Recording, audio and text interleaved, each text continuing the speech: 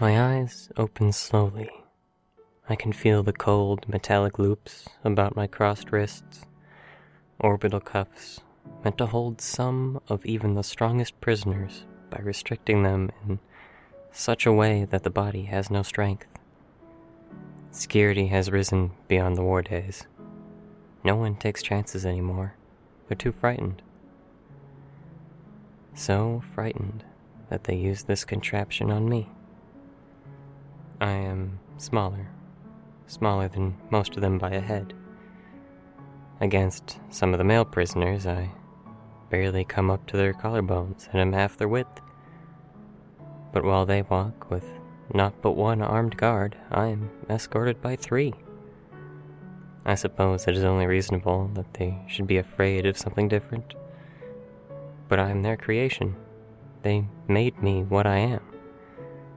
So why is it that once I had completed everything they asked of me, I was deemed dangerous? I have only done what I was told. No one understands that I'm not a bad girl. I did everything that was asked of me. I made sure that I completed every task they gave me, that I learned my lessons well, and I didn't ever hurt my mother. I loved Miss Onayata. She made me feel good, like I was getting sunshine. She looked out for me. Sometimes she would get mad at me, but it was only because I wasn't listening or I hadn't done something I was supposed to do, and she never hurt me. She was gentle. The woman told me I was pretty, that after I was done we would go walking by the beach. There was a picture of my mother taped up on the wall to remind me of her promise. It made me feel peaceful when she had to go do her work. Sometimes she would tell me stories while I learned control. It helped me focus, made me perfect everything she wanted. No matter what, I would protect her from all the enemies in our lessons because I wanted to hear more. She was always there for my practice, even if she had to leave for her work. Her work was talking with the men in white and sometimes looking over my progress. I would wait for her as I practiced, and no matter what, she always returned. One day, my mother never came back from her work. She just vanished. The men in white came the same day and forced me out of my room. I had been out with Miss Onayata. She always had brought the equipment with her for me to put on so that I could go outside and see some of the world. I knew I was safe with her. The restricting jacket, gloves, and helmet did not bother me. I knew it was just to protect her in case something strange happened. I usually dressed myself in them. Yet these men were rough with me, acting as though I was going to hurt them as they took me to the others. The others were violent. They didn't like me. The first day was the worst. I couldn't protect myself because of the equipment. I didn't understand. I wasn't different from them. We looked the same and could talk, but for some reason they wanted to hurt me, even as I tried to avoid fighting with them. I hadn't been told I could hurt them, so I didn't. I just defended myself as best I could. Some of the men in white weren't happy with me. I heard them say that I was too passive, that I was not a good one because I did not fight all the time like my brothers and sisters did. Some of the other men said it was a good thing because that meant I was more in control, less likely to become rogue. I had passed all my tests and completed all my new lessons easily. Even if I was still not fighting with the others, I was still capable of applying my lessons. The men in white argued about this often, until the day I met Misery. Misery was one of the older others. I guess you could call her pretty. She had large eyes and flowing hair that curled about her face, making her look like a panther. But Misery was made of harder stuff. She was like steel, Any touch, no matter how little force it held, could bruise. She wanted everyone to feel pain. Where the others might band together, she held no allies. I'd kept clear of her wrath for several weeks when she finally made it a point to attack me during one of our lessons. The pain, I don't think anything compared to it. I was on the verge of death and unable to die. I remember hearing a soft voice, finally giving me release to attack, and then I let go of everything. The men in white say it was one of the most gruesome matches they saw. I don't know, I don't remember it. But the others left me alone after.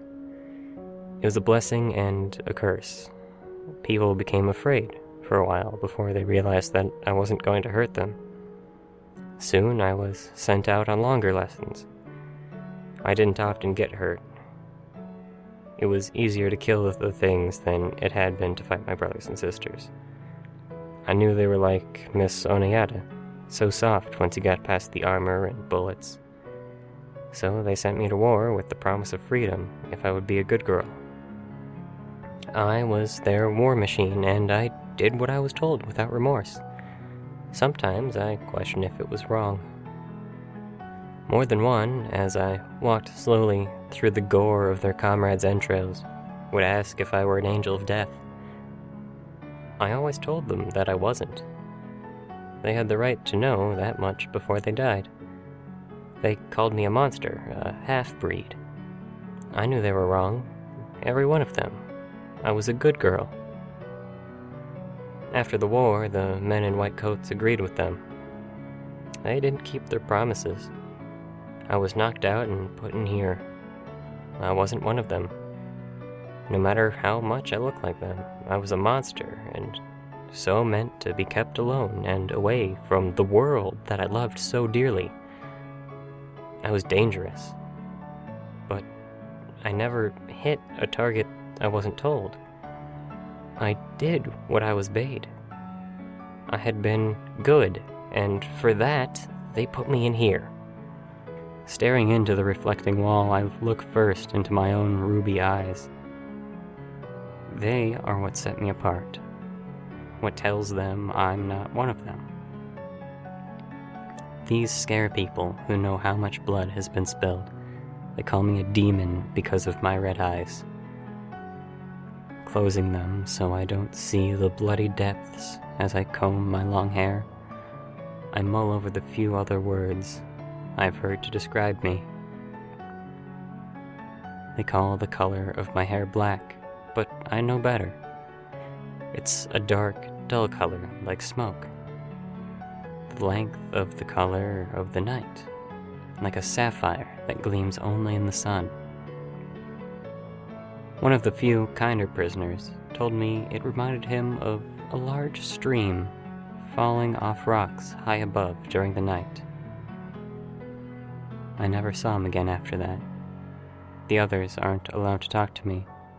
Back before the war, I had people to talk to, and they would talk back.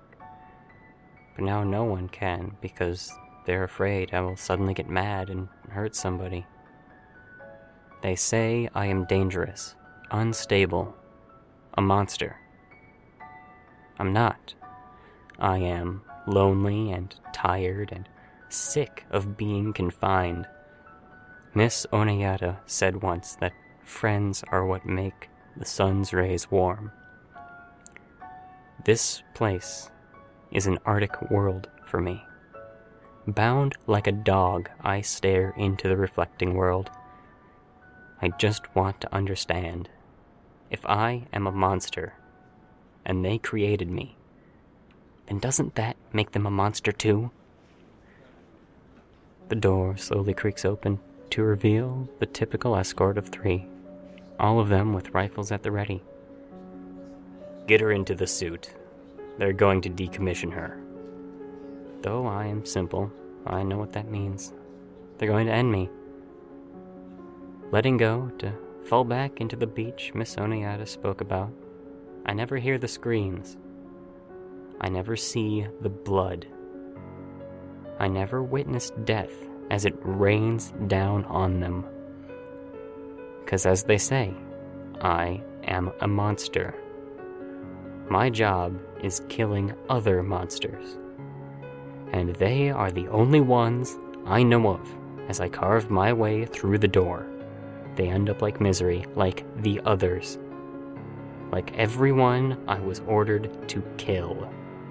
There is no peace until all is silent and still, and then I am standing beneath a blood-red moon on the ocean edge.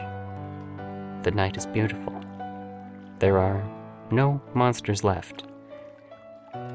Just a good girl.